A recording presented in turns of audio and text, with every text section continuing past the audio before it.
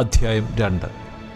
ഇനി സഹോദരന്മാരെ, നമ്മുടെ കർത്താവായ യേശുക്രിസ്തുവിൻ്റെ പ്രത്യക്ഷതയും അവൻ്റെ അടുക്കലുള്ള നമ്മുടെ സമാഗമനവും സംബന്ധിച്ച് ഞങ്ങൾ നിങ്ങളോട് അപേക്ഷിക്കുന്നത്, കർത്താവിൻ്റെ നാൾ അടുത്തിരിക്കുന്നുവെന്ന് വെച്ച് നിങ്ങൾ വല്ല ആത്മാവിനാലോ വചനത്താലോ ഞങ്ങൾ എഴുതിയെന്ന ഭാവത്തിലുള്ള ലേഖനത്താലോ സുബോധം വിട്ട് വേഗത്തിൽ ഇളകുകയും ഞെട്ടിപ്പോകുകയും അരുത്.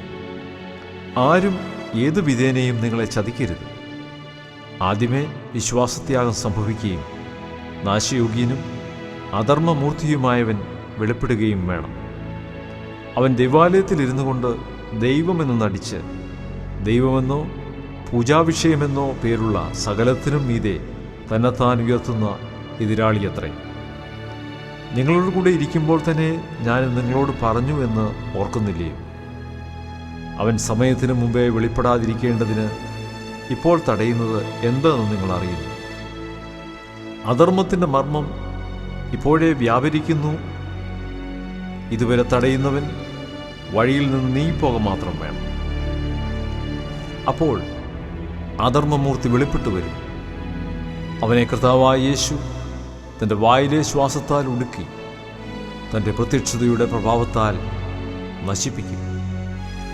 അധർമ്മമൂർത്തിയുടെ പ്രത്യക്ഷത നശിച്ചു പോകുന്നവർക്ക് സാത്താൻ്റെ വ്യാപാര ശക്തിക്ക് ഒത്തവണ്ണം വ്യാജമായ സകല ശക്തിയോടും അടയാളങ്ങളോടും അത്ഭുതങ്ങളോടും അനീതിയുടെ സകല വഞ്ചനയോടും കൂടിയായിരിക്കും. അവർ രക്ഷിക്കപ്പെടുവാൻ തക്കവണ്ണം സത്യത്തെ സ്നേഹിച്ചു കൈക്കൊള്ളായികയാൽ തന്നെ അങ്ങനെ ഭവിക്കും. സത്യത്തെ വിശ്വസിക്കാതെ അനീതിയിൽ രസിക്കുന്ന ഏവർക്കും ന്യായവിധി വരേണ്ടതിന് ദൈവം അവർക്ക് ഭോഷ്ക് വിശ്വസിക്കുമാറ് വ്യാജത്തിൻ്റെ വ്യാപാരശക്തി അയക്കുന്നു. ഞങ്ങളോ കർത്താവിന് പ്രിയരായ സഹോദരന്മാരെ, ദൈവം നിങ്ങളെ ആദ്യം മുതൽ ആത്മാവിൻ്റെ വിശുദ്ധീകരണത്തിലും സത്യത്തിൻ്റെ വിശ്വാസത്തിലും രക്ഷയ്ക്കായി തിരഞ്ഞെടുത്തതുകൊണ്ട് നിങ്ങൾ നിമിത്തം ദൈവത്തെ എപ്പോഴും സ്തുതിപ്പാൻ കടംപെട്ടിരിക്കുന്നു. നമ്മുടെ കർത്താവായ യേശുക്രിസ്തുവിൻ്റെ മഹത്വം പ്രാപിപ്പാനല്ലോ അവൻ ഞങ്ങളുടെ സുവിശേഷഘോഷണത്താൽ നിങ്ങളെ രക്ഷയ്ക്ക് വിളിച്ചത്.